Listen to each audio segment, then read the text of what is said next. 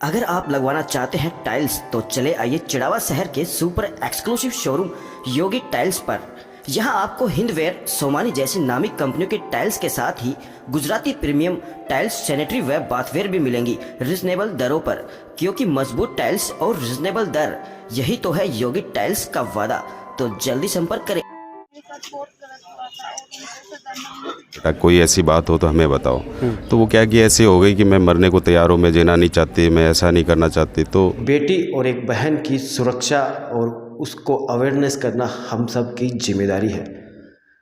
बिल्कुल ये सब हमारा फ़र्ज़ बनता है। हमारे नज़दीक भी हमारी बहन बेटियाँ रहती है, उनका भी हमें ख्याल रखना चाहिए। उनके साथ क्या गलत हो रहा है उसकी भी जानकारी हमें लेते रहना चाहिए और संबंधित विभाग में उनकी शिकायत भी करनी चाहिए अगर अगर उनके साथ कुछ गलत हो रहा है तो। मैं पंकज कुमार, कैमरामैन संदीप के साथ, और आप देख रहे हैं शिवनगरी टाइम्स। चिड़ावा शहर, और चिड़ावा शहर ही क्या, मैं बात करूं अपने पूरे भारत देश की, तो अब जो घटना बताने जा रहा हूं, ऐसी घटनाएं आए दिन अक्सर समाचार पत्रों में, टीवी चैनल्स पर, यूट्यूब चैनल पर आप देखते ही हैं। चिड़ावा शहर के नज़दीकी एक गांव है मंडरेला, कस्बा है मंडरेला। वहाँ की एक बच्ची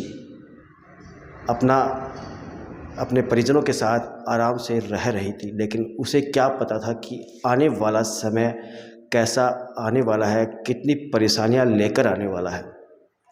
किसी कंपनी में ऑनलाइन किसी सामान का खरीदने का, बेचने का काम किया करती थी अपने घर से ही। इसी बीच वह इंस्टाग्राम भी चलाती थी, क्योंकि आजकल सोशल साइट्स का ज़माना है, डिजिटलीकरण सब कुछ हो चुका है, सब सामने है हमारे, एक ही उंगली दबाते ही सब कुछ सामने आ जाता है। तो वह बच्ची भी अपना जो है काम कर रही थी और इंस्टाग्राम पर उसकी आईडी भी थी। तभी उससे कुछ सामान खरीदने के बहाने किसी सलमान नाम के व्यक्ति ने उस लड़की से इंस्टाग्राम पर संपर्क किया, बातचीत शुरू हुई। यह सिलसिला 2 दिन 3 दिन चलता रहा। धीरे धीरे वह उस लड़की पर प्रेशर डालने लगा, गंदी वीडियो, गंदी फ़ोटो, गंदी पिक्चर्स भेजने लगा और फिर उससे भी डिमांड करने लगा कि आप भी ऐसी ही तस्वीरें अपनी भेजिए, गंदी गंदी तस्वीरें भेजिए, मुझे देखनी है।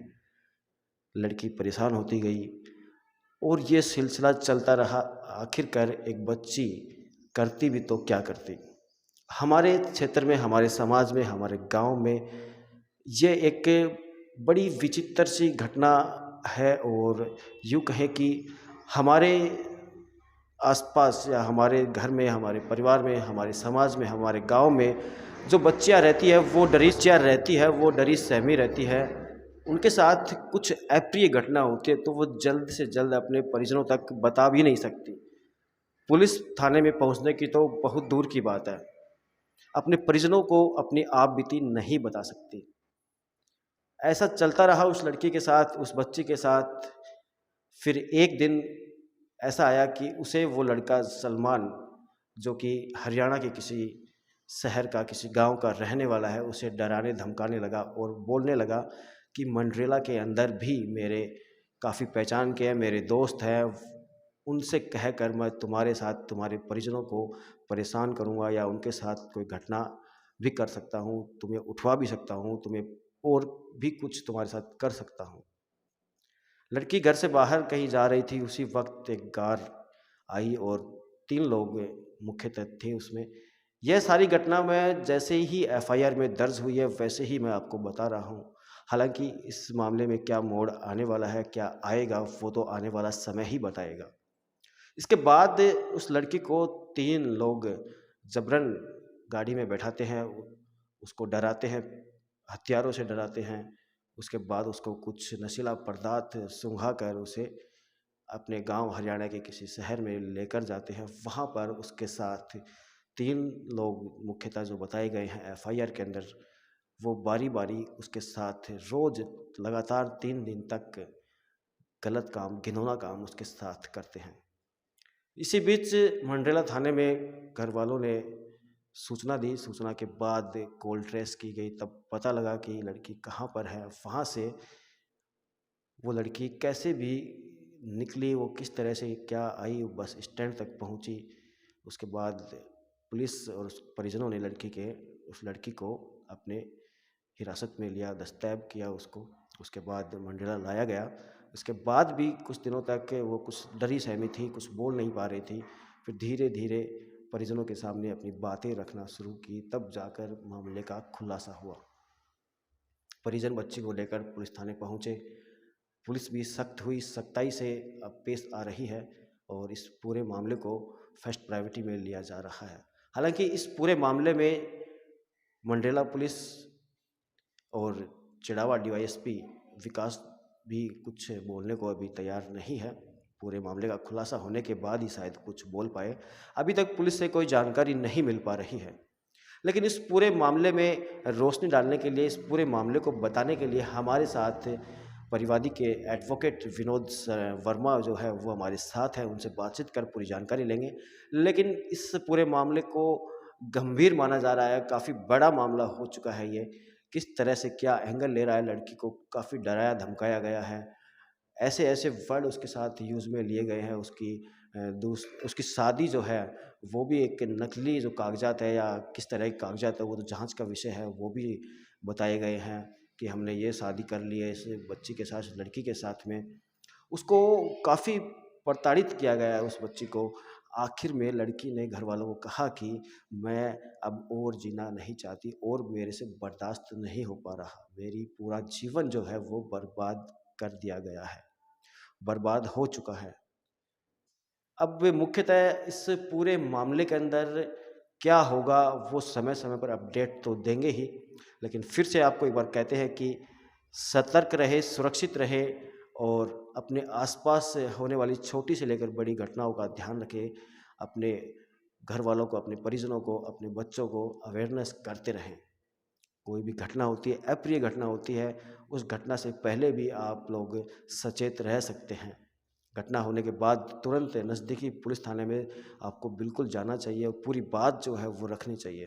बहुत गलत हुआ था और उनको सजा नहीं मिली।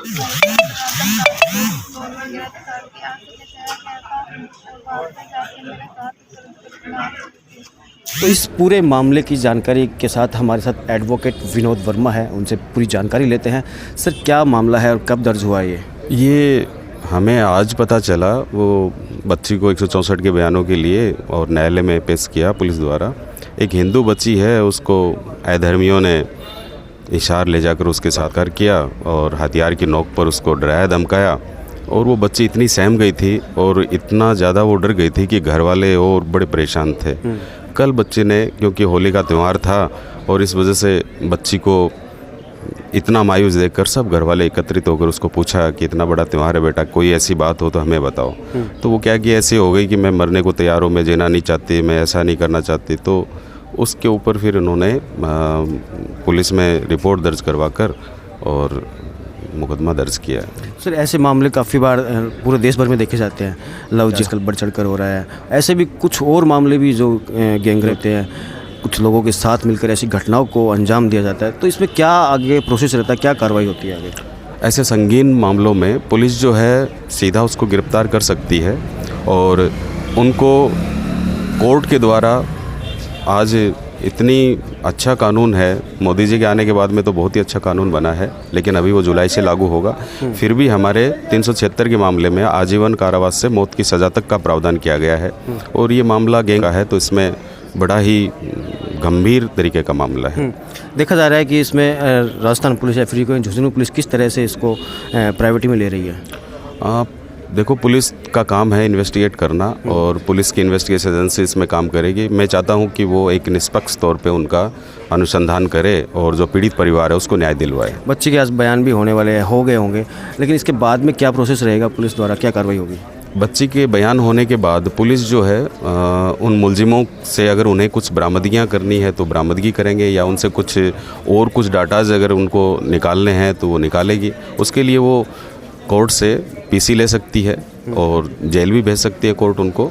अगर ऐसा कुछ मामला बनता है और इस मामले में और भी लोग वो संलिप्त हैं तो उसमें बहुत ही निष्पक्ष तरीके से पुलिस को अनुसंधान करना चाहिए। आप एडवोकेट भी है, इसके साथ साथ आप एक हमारे समाज के, हमारे क्षेत्र के, हमारे गांव शहर के गणमान्य जन भी है, तो क्या कहना चाहेंगे हमारे क्षेत्र की बच्चियों के लिए, उनके पेरेंट्स के लिए?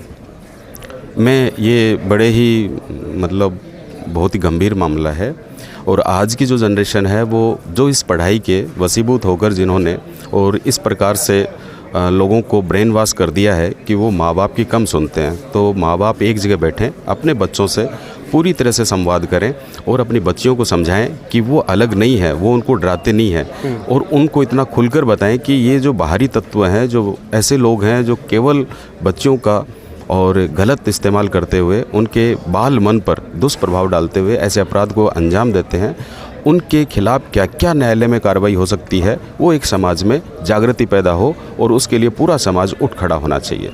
बिल्कुल, इसके पूरे मामले को लेकर हम भी यही कहेंगे कि आपको और आपके बच्चों को अवेयरनेस करना, आपको सतर्क रहना बहुत ज़रूरी है, बेहद ज़रूरी है, ताकि ऐसी घटनाएं हमारे आसपास ना हो पाए। अगर ऐसी घटना होती भी है तो हमें तुरंत नज़दीकी पुलिस थाने के अंदर संपर्क करना चाहिए, या फिर हमारे पेरेंट्स हैं उनसे संपर्क करना चाहिए, उन्हें बताना चाहिए, या फिर जो हमारे नज़दीक है, हमारे यार दोस्त हैं, हमारी फ्रेंड्स हैं, लड़की है तो उनकी दोस्ती होगी, सहेलियाँ होंगी, उनके माता पिता होंगे, उनके अंकल होंगे, किसी न किसी को ऐसी घटना के बारे में तुरंत जानकारी देनी चाहिए। अभी के लिए इतना ही। एक बार फिर यही कहेंगे आपको, आप भी सतर्क रहे और अपने आसपास होने वाली घटनाओं को लेकर जागरूक रहे और उनसे सबक ले, उनसे सीख ले। तो अभी के लिए इतना ही। देखते रहे शिवनगरी टाइम्स।